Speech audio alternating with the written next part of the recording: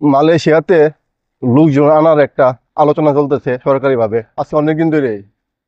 এর মধ্যে দেশ থেকে অনেকে ফোন দেয়, পরিচিত যারা আছে, বন্ধু বান্ধব আছে, আবার আত্মীয় স্বজনও আছে, যে মালয়েশিয়াতে লোক নেওয়া কবে থেকে শুরু হইব জানতে চায়, আইতে চায়। তাদেরকে একটা কথা বলি ভাই, একটা গান ছিল না, ব্যবসার যে পরিস্থিতি, মুরগি খুঁজি তিতি। ভাই মালয়েশিয়ার অবস্থা অনেক এরকম হয়েছে, যে মালয়েশিয়ার যে পরিস্থিতি, মুরগি খুঁজি তিতি।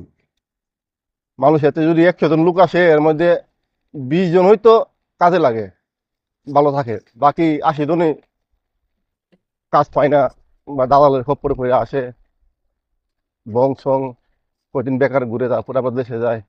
গত পোলিং এর সময় দেখছিলাম অনেক লোক আসছে, মানে দল বান্ধা লোক আসছে, আবার দল বান্ধ হয়ে গেছে, কিছু জেল খাটছে, আবার কিছু সরকারি সুযোগ দিছে যাওয়ার, এভাবে গেছে।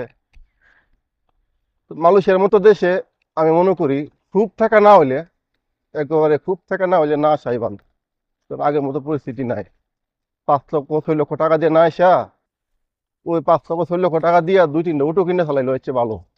কারণ ওই টাকা, ভাগ্য যদি ভালো থাকে তাহলে সে উঠাতে পারবে। ভাগ্য সবার ভালো হয় না, বললাম না যে 100 জনের মধ্যে 20 জনের ভাগ্য ভালো হয়। এটা গতবার যে লোকজন আসছে তখন দেখছিলাম। তো ঠিক আছে, বাজারের কাছে কাছে আসা পড়ছি, অনেক গাড়ি ঘোড়া।